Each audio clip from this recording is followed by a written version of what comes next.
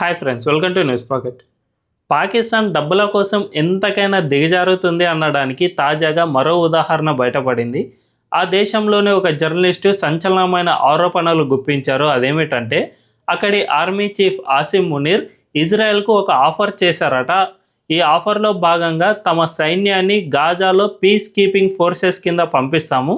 దీనికి ఇజ్రాయెల్ తమకు ప్రతి ఒక్క సైనికుడికి $10,000 చెల్లించాలి అని ఇజ్రాయెల్కు ఆఫర్ చేశారట. అలాగైతే ఖచ్చితంగా మేము ఈ పీస్ కీపింగ్ ఫోర్సెస్ కింద తమ సైన్యాన్ని పంపిస్తాము అని పాకిస్తాన్ ఆఫర్ చేసినట్లు ఆ జర్నలిస్టు ఆరోపించారు.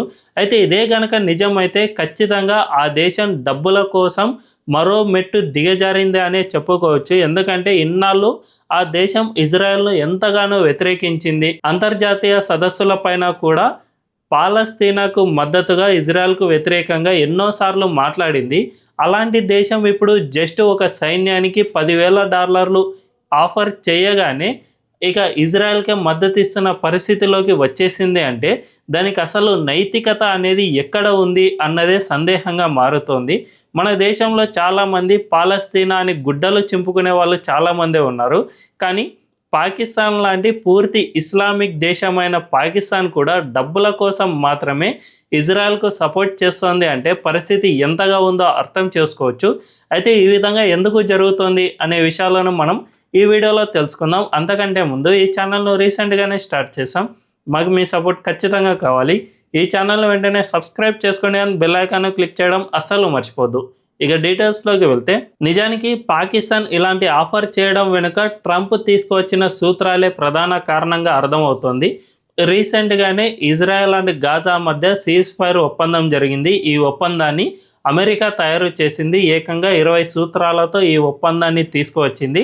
అందులో ప్రముఖమైనది ఇంటర్నేషనల్ స్టెబిలైజేషన్ ఫోర్సెస్ అనే ఒక దళాన్ని ఏర్పాటు చేసి దాన్ని గాజాలో ఉంచాలి. తద్వారా హమాస్ ఉగ్రవాదులు అక్కడ రాజ్యం ఏలకుండా ఈ ఫోర్సెస్ కాపాడుతాయి.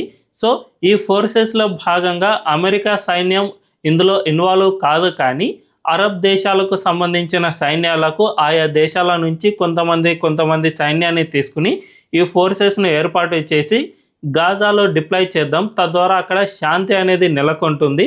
అప్పుడు గాజాలో భవిష్యత్తులో ఇలాంటి దుష్పరిణామాలు, హమాస్ ఉగ్రవాదం మళ్ళీ తిరిగి రాదు అని ట్రంప్ ప్రతిపాదించారు. దీంతో ఈ అరబ్ దేశాల్లో పాకిస్తాన్ కూడా వస్తుంది కాబట్టి ఇక ఆ దేశానికి డబ్బుల ఆశ మొదలైంది. దీంతో వెంటనే ఇజ్రాయెల్కు ఇలాంటి ఆఫర్ చేసినట్లు సమాచారం అందుతోంది.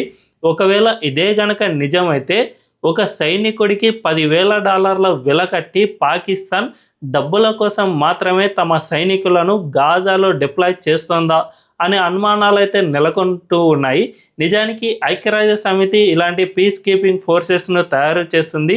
అవి ఇప్పటికీ కొన్ని దేశాల్లో పని చేస్తూ ఉన్నాయి. కానీ పాకిస్తాన్ మాత్రం తన నుంచి నిజంగా పీస్ కీపింగ్ ఫోర్సెస్ను పంపించాలి అనుకుంటే బేషరతుగా పంపించవచ్చు. గాజాకు ఇన్నాళ్ళు ఆ దేశం మద్దతు ఇచ్చింది కాబట్టి అంతర్జాతీయ వేదికలపై కూడా గాజాలో శాంతి రావాలని కోరుకుంది కాబట్టి నిజానికి తనకు అంతగా ఉంటే ఖచ్చితంగా ఆ దేశం అక్కడ డిప్లాయ్ చేయడానికి ఉచితంగానే మేము పంపిస్తాం, లేదంటే వాళ్ళ ఖర్చులు చూసుకుంటే చాలు అనే విధంగా చెప్పి ఉంటే ఆ దేశాన్ని అందరూ ప్రశంసించేవాళ్ళు. కానీ ఆ దేశం అలా చేయలేదు. మరింతగా దిగజారి జస్ట్ మాకు డబ్బులు ఇస్తే మేము పంపిస్తాం అని ఒక సైనికుడికి $10,000 వెల కట్టింది. అంటే ఆ దేశం ఎంతగా దిగజారిందో అర్థం చేసుకోవచ్చు. దీన్ని చూసి మన దేశంలో పాలస్తీనా కోసం గుడ్డలు చింపుకునే వాళ్ళు అందరూ దీన్ని చూసి ఒక పాఠం నేర్చుకోవాల్సిన అవసరం ఎంతైనా ఉంది.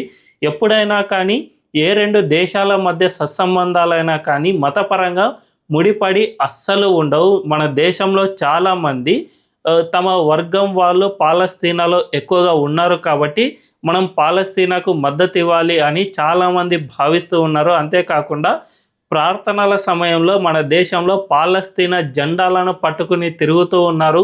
కేరళ నుంచి కశ్మీర్ వరకు అందరూ కూడా పాలస్తీనా జెండాలను పట్టుకుని, ఓవైసీ లాంటి వాళ్ళైతే ఏకంగా పార్లమెంట్లో ప్రమాణ స్వీకారం చేసిన తర్వాత జై పాలస్తీనా అని అనడం కానీ ఇలాంటివి చూస్తూ ఉంటే వీళ్ళు ఈ పాకిస్తాన్ను చూసైనా నేర్చుకోవాల్సిన అవసరం ఎంతైనా ఉంది. ఎందుకంటే ఏ రెండు దేశాలు మధ్య సత్సంబంధాలు మతపరంగా ముడిపడవి ఉండవు.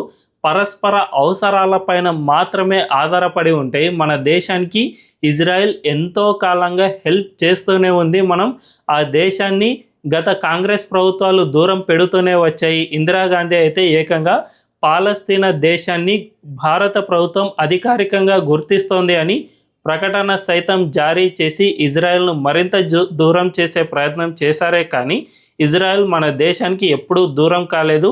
ఆ దేశంలోని యూదులను ప్రపంచంలో అందరూ ఊచకోత కోసున్న సమయంలో మన ఇండియాలోని కొంతమంది రాజ సంస్థానాలు మాత్రమే వారిని కాపాడాయి. కాబట్టి అక్కడి ప్రాంత ప్రజలు ఇప్పటికీ భారతదేశాన్ని తమ మాతృభూమిగానే పరిగణిస్తున్నారు. అంతేకాకుండా అక్కడి ప్రభుత్వాలు మనకు 1971 వార్ సమయంలో, అంతేకాకుండా ఇండియా పాకిస్తాన్ మధ్య జరిగిన యుద్ధాల సమయంలో కూడా ఇజ్రాయెల్ ఎంతో కాలంగా తన వంతు అయిన సహాయాన్ని చేస్తూనే వచ్చింది. అందులో భాగంగానే రెండు దేశాల మధ్య సత్సంబంధాలు ఈ మధ్యనే పెరిగిపోయాయి. గతంలో ఇజ్రాయెల్ ఎంతగా సపోర్ట్ చేస్తున్నా కూడా కాంగ్రెస్ ప్రభుత్వం మాత్రం జస్ట్ తమ ఓటు బ్యాంకు కోసం మాత్రమే పాలస్తీనా పాట పాడుతూ వచ్చింది, వారికి వంత పాడుతూ వచ్చింది. ఇప్పటికీ కూడా కాంగ్రెస్ నేతలు చాలామంది పాలస్తీనా కోసమే వంత పాడుతున్నారే తప్ప ఇజ్రాయెల్కు ఏ ఒక్కరూ సపోర్ట్ చేయడం లేదు. ఎందుకంటే వాళ్ళు ఇజ్రాయెల్ మనకు ఎంత హెల్ప్ చేసినా కూడా ఆ దేశానికి మనం సపోర్ట్ చేసే ఒక వర్గం ఓటు బ్యాంకు ఎక్కడ కోల్పోతామో అనే భయంతో, కుంచిత స్వభావంతో మాత్రమే పాలస్తీనాకు సపోర్ట్ చేస్తూ ఉన్నారు.